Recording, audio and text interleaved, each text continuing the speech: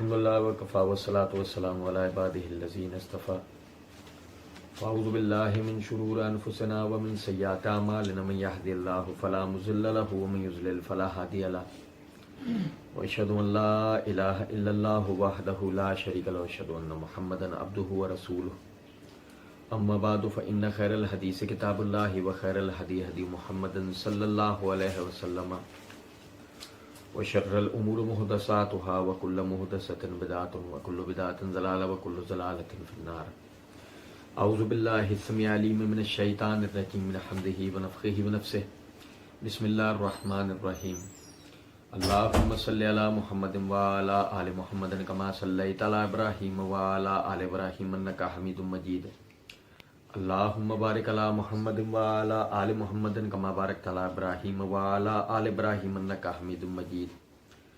رب اشرح لی صدری ویسر لی امری واحلل عقدۃ من لسانی یفقہوا قولی. رب زدنی علما. مسئلہ number 157 part 1 Mirza Muhammad Ali engineer کے 100 questions on Sunni and Shia issues with engineer Muhammad Ali Mirza. ہم اس کے جوابات جو ہے وہ سیکھ سمجھ رہے تھے،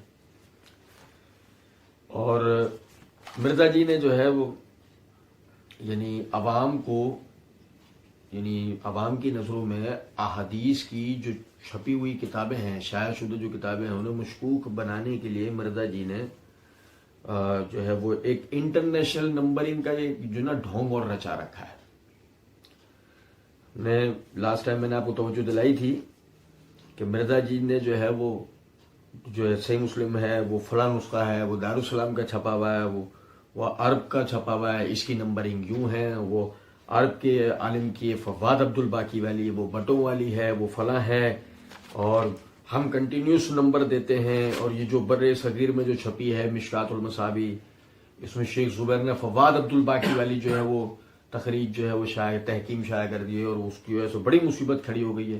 اب میں نے توجہ دلائی تھی آپ بھائیوں کو کہ جو سننے والا آدمی ہے اس کے ذہنوں کے اندر یہ لازمی ایک نئے بھائی کے ذہن میں یہ وسوسہ آئے گا کہ ہم ان حدیث کی کتابوں خود نہیں سمجھ سکتے.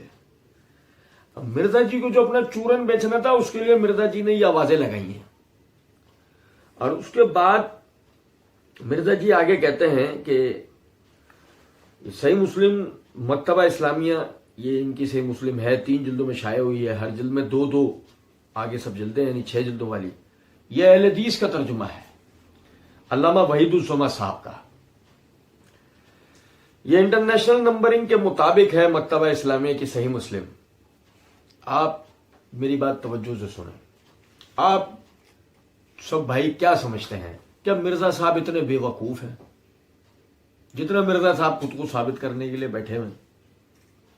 غور کریں ذرا اس بات کو کہ مرزا صاحب اپنے پمفلیٹوں کے اندر جو ہے وہ یہ بار بار یہ بات کر رہے ہوتے ہیں، جیسے کہ یہ ان کا پمفلیٹ ہے، اس پمفلیٹ کے بھی اوپر انہوں نے لکھا ہوا فرقہ واریت سے بچ کر صرف قرآن اور صحیح الاسناد احادیث کو حجت و دلیل ماننے اور جھوٹی بے سند اور ضعیف الاسناد تاریخی روایات کے فتنوں سے بچنے والوں کے لیے. سوال یہ پیدا ہوتا ہے کہ مرزا جی سے کوئی پوچھے کہ مرزا جی آپ نے فرقہ واریت کی لعنت سے اگر پاک ہو کر یہ کام شروع کیا، اور آپ کے حساب سے اہل حدیث بھی فرقہ ہے، جیسے کہ ہم پڑھیں گے اسی ویڈیو کے اندر ہی ہم سمجھیں گے اس بات. تو کیا ایسی بات ہے کہ آپ نے سامنے جو پبلک آپ کی مخاطب ہے، آپ اس کو کہہ رہے ہیں کہ انٹرنیشنل نمبرنگ کے مطابق چھپی ہوئی جو کتاب ہے وہ صحیح مسلم ہے جو مکتبہ اسلامیہ والوں نے شائع کی ہے، اور یہ اہل حدیث کا ترجمہ ہے علامہ وحید الزما صاحب کا. آپ نے ایسا کیوں کیا؟ آپ کے سننے والے تو بریلوی بھی ہیں، آپ کے سننے والے تو دیوبندی بھی ہیں، آپ کے سننے والے تو اہل حدیث بھی ہیں، آپ کے سننے والے وہ لوگ بھی ہیں جو غیر جانبدار. کیا ایسی بات ہے کہ آپ نے اپنی ساری سمجھداری کو بالا طاق رکھتے ہوئے آپ نے یہ اتنی ایک فاش ایک غلطی اتنی بڑی آپ نے کر دی کہ آپ نے سب کو مخاطب ہو کے کہہ دیا کہ یہ ہے انٹرنیشنل نمبرنگ کے مطابق اور یہ اہل حدیث کا ترجمہ ہے. تو آپ سوچتے نا اس بات کو، جب میں سامنے مخاطب کر کے یہ کہوں گا کہ یہ اہل حدیث کا ترجمہ ہے تو جو بریلوی ہیں جو دیوبندی ہیں وہ تو تعصب کا شکار ہو کے اہل حدیث کے، وہ تو پھر نہیں پڑھیں گے اس ترجمے کو. کیا آپ ایسی فاحش غلطی کر سکتے ہیں؟ نہیں. مرزا صاحب اتنے بے وقوف ہیں نہیں. اور اگر مرزا صاحب ہوتے بھی تب مرزا صاحب کے پیچھے جو لوگ کھڑے ہیں، جب مرزا صاحب سے یہ سارا ڈھونگ کروا رہے ہیں، جن کا مقصد جو ہے منہج سلف کو ٹارگٹ کرنا ہے، تو آپ سمجھیں وہ اتنے بے وقوف نہیں ہے سب کہ وہ اس طرح باقاعدہ مرزا جی آن کیمرہ یہ بات کہہ دیں کہ جی میں جو ترجمہ بتا رہا ہوں وہ اہل حدیث کا ترجمہ ہے. تو اس کا مطلب تو آپ کی بات تو پھر صرف اہل حدیث کے لیے رہ گئی.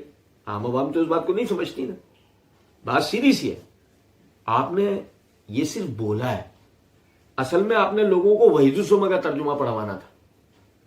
اصل میں آپ نے لوگوں کو وحید الزمہ کا کیا ہوا ترجمہ پڑھوانا تھا.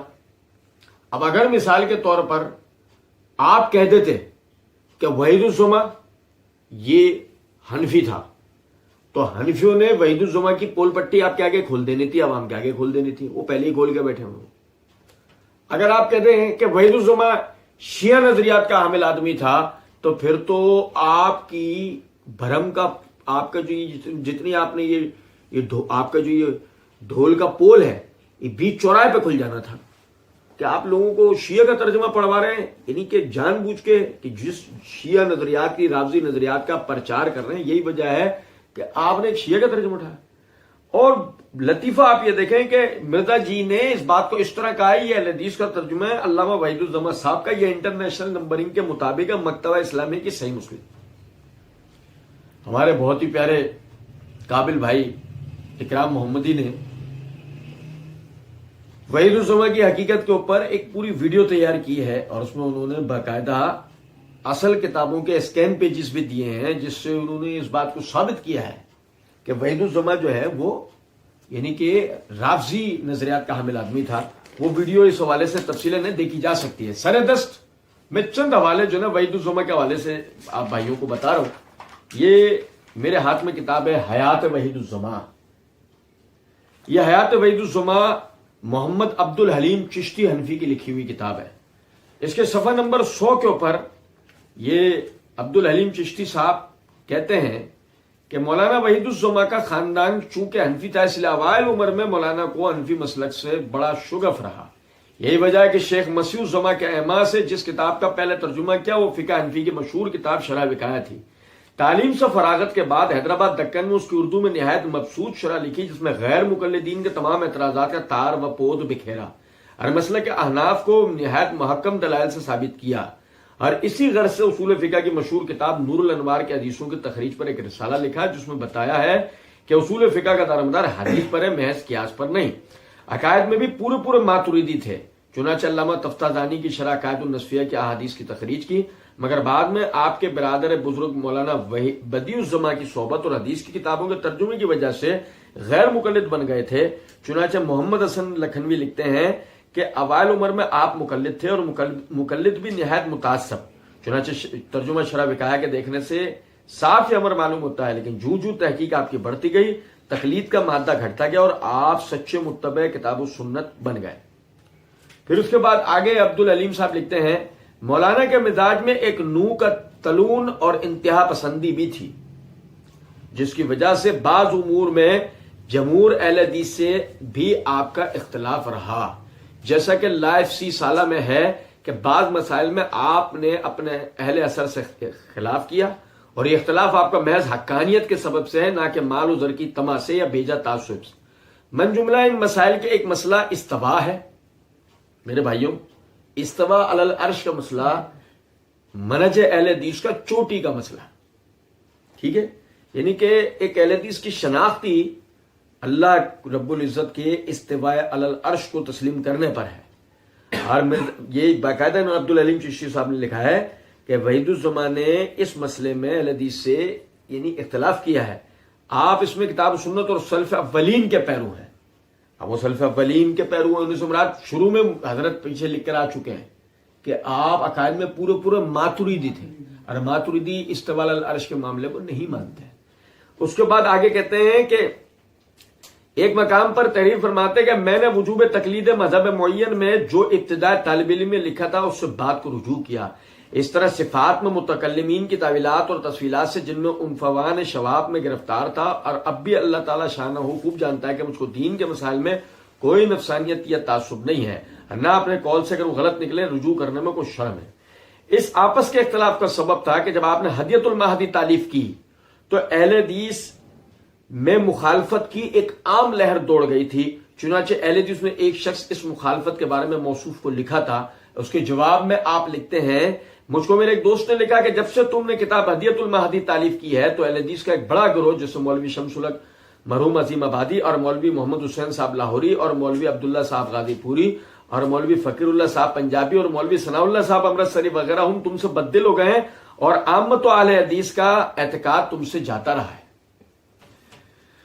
پھر صفحہ نمبر 102 میں عبدالعلیم چشتی صاحب لکھتے ہیں کہ ایک اور موقع میں فرماتے ہیں، غیر مقلدوں کا گروہ جو اپنے تئیں اہل حدیث کہتے ہیں، انہوں نے ایسی آزادی اختیار کی ہے کہ مسائل اجماعی کی پرواہ نہیں کرتے، نہ سلف صالحین اور صحابہ اور تابعین کی قرآن کی تفسیر صرف لغت سے اپنی منمانی کر لیتے ہیں، حدیث شریف میں جو تفسیر آ چکی ہے اس کو بھی نہیں سنتے ہیں۔ آپ سمجھیں ذرا اس بات کو، وحید الزماں صاحب بذات خود یہ بات کہہ رہے ہیں کہ غیر مقلدوں کا گروہ جو اپنے تئیں اہل حدیث کہتے ہیں، لیکن وحید الزماں صاحب نے خود کو کبھی بھی اہل حدیث تسلیم نہیں کیا، انہوں نے ایسی آزادی اختیار کی ہے، وہ پھر آگے انہوں نے بات کی۔ اچھا، پھر صفحہ نمبر 103 کے اوپر یعنی آپ دیکھیں کہ اہل بیت کے حوالے سے بات کرتے ہوئے سیدنا علی بن ابی طالب رضی اللہ تعالیٰ عنہ کے حوالے سے دیکھیں کیا بات کرتے ہیں۔ کہتے ہیں کہ اس مسئلے میں قدیم سے اختلاف چلا آیا ہے کہ عثمان اور علی دونوں میں کون افضل ہے، لیکن شیخین کو اکثر اہل سنت حضرت علی سے افضل کہتے ہیں، اور مجھ کو اس امر پر بھی کوئی دلیل قطعی نہیں ملتی۔ یعنی وحید الزماں صاحب کہہ رہے ہیں کہ جو جمہور اہل سنت نے ابو بکر و عمر رضی اللہ تعالی عنہما کو سیدنا علی پر فضیلت دی ہے، مجھ کو اس معاملے میں بھی کوئی دلیل قطعی نہیں ملی، نہ یہ مسئلہ کچھ اصول اور ارکان دین میں سے ہے، زبردستی اس کو متکلمین نے عقائد میں داخل کر دیا ہے۔ مرزا جی سے کوئی پوچھے، مرزا جی آپ تو ابو بکر و عمر کو سارے خلفائے راشدین پر فضیلت دیتے ہیں، آپ بتائیے آپ مسلکن حق بجانب ہیں یا وحید الزماں صاحب؟ اگر مثال کے طور پر آپ حق بجانب ہیں، آپ وحید الزماں کو اہل حدیث کے کھاتے میں کیسے ڈالتے ہیں؟ کہ اہل حدیث کا تو عقیدہ اور منہج یہ ہے کہ ابو بکر صحابہ کرام رضوان اللہ علیہم اجمعین میں سب سے اول، ان کے بعد عمر، پھر عثمان، پھر علی۔ ایک اور مقام پر لکھتے ہیں کہ حضرت علی اپنے تئیں سب سے زیادہ خلافت کا مستحق جانتے تھے، اور ہے بھی یہی۔ آپ بلحاظ قرابت قریبہ اور فضیلت اور شجاعت کے سبب سے سب سے زیادہ پیغمبر کی قائم مقامی کے مستحق، مگر چونکہ حضرت صلی اللہ علیہ وسلم نے کوئی صاف و صریح نص خلافت کے باب وفات کے قریب نہیں فرمایا، اور صحابہ نے اپنی رائے اور مشورے سے بلحاظ مصلحت وقت ابو بکر صدیق رضی اللہ عنہ کو خلیفہ بنا لیا، تو آپ صبر کر کے خاموش ہو گئے۔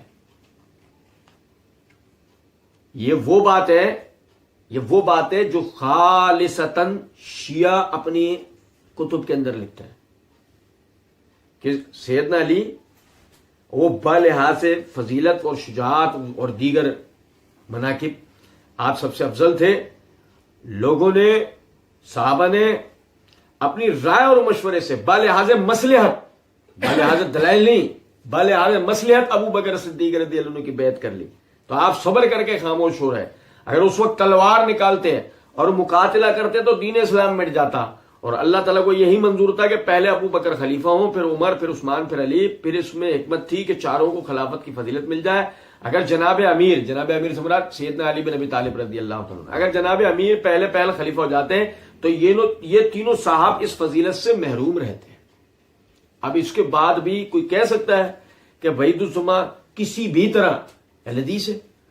اہل حدیثوں کو بھی یہ بات سمجھنی چاہیے۔ اس کے بعد آگے دیکھیں صفحہ نمبر 109 کے اوپر عبدالعلیم صاحب نے ان کی کتاب کے حوالے سے لکھا ہے، ایک سچے مسلمان کا جس میں ایک ذرہ برابر بھی پیغمبر صاحب کی محبت ہو، دل یہ گوارا کرے گا کہ وہ معاویہ کی تعریف اور توصیف کرے۔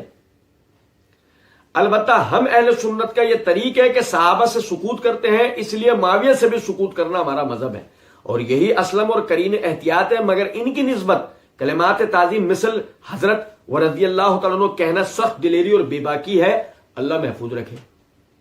اب آپ دیکھیں کہ وحید الزماں معاویہ رضی اللہ تعالیٰ عنہ کے لیے حضرت اور رضی اللہ تعالیٰ عنہ وغیرہ کہنا بے ادبی اور بے باکی کہہ رہا ہے، اور یہ کہہ رہا ہے کہ کیا معاویہ کی تعریف اور توصیف وہ آدمی کر سکتا ہے جس کے دل میں ایک یعنی نبی صلی اللہ علیہ وسلم کی ذرہ برابر محبت ہو؟ آپ اندازہ کریں، یہ آدمی اپنے نظریاتی اعتبار سے پکا رافضی تھا.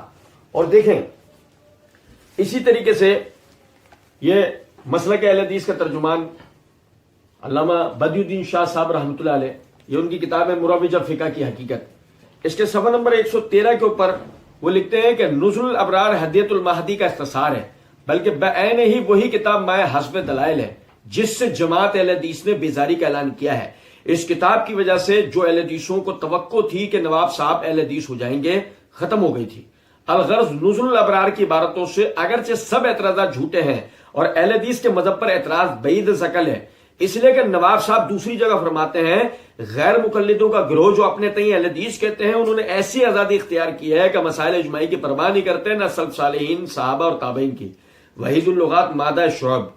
یہ عبارت بھی واضح کرتی ہے کہ نواب صاحب نہ غیر مقلد تھے اور نہ اہل حدیث تھے، بلکہ اہل حدیثوں پر حملے کرتے رہے، اس لیے ان کی کتابوں کو اہل حدیثوں کی کتابیں کہنا بہت بڑا سنگین جرم ہے. یہ شاہ صاحب رحمۃ اللہ علیہ، یہ انہوں نے وحید الزمان صاحب کے بارے میں کہا ہے. اسی طریقے سے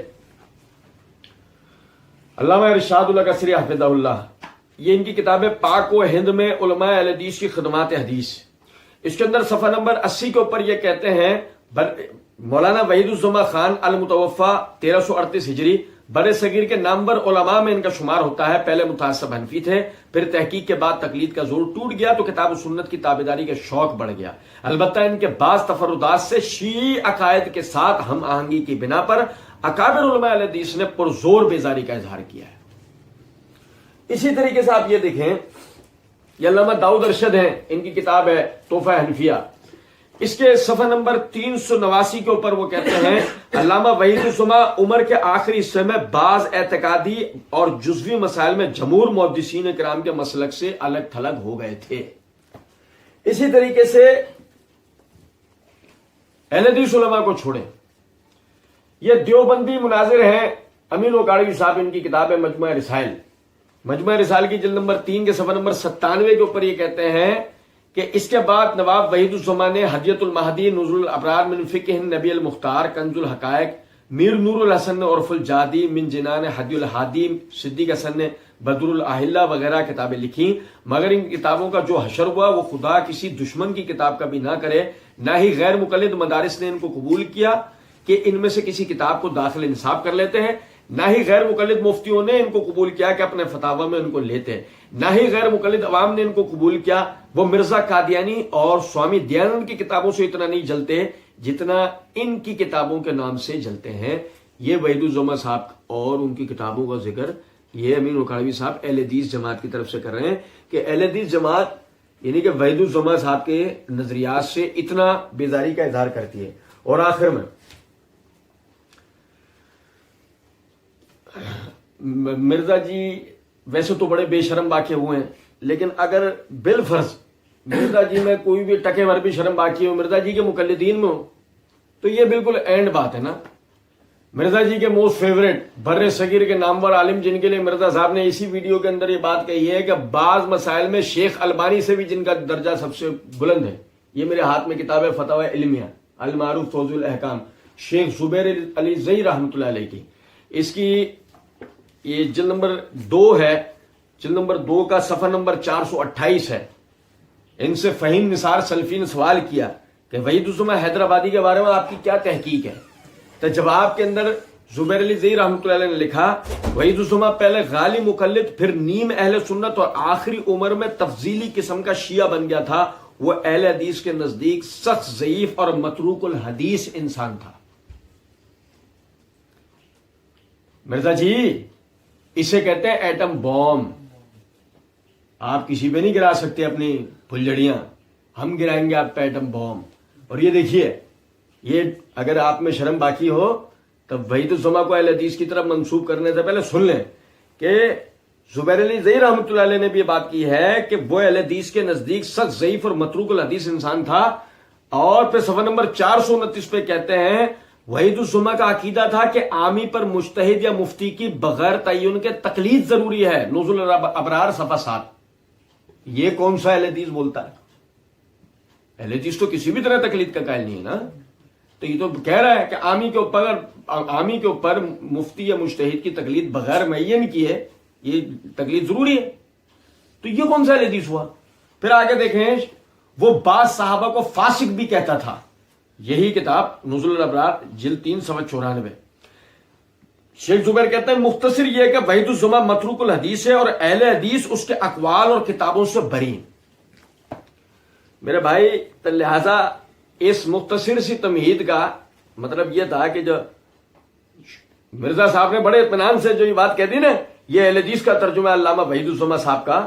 تو وحید الزما یہ اہل حدیث اور غیر اہل حدیث اور مرزا صاحب کے مقلدین سب سمجھ لیں، وہ تفضیلی شیعہ، زیدی شیعہ، رافضی تو ہو سکتا ہے، وہ اہل حدیث نہیں ہو سکتا.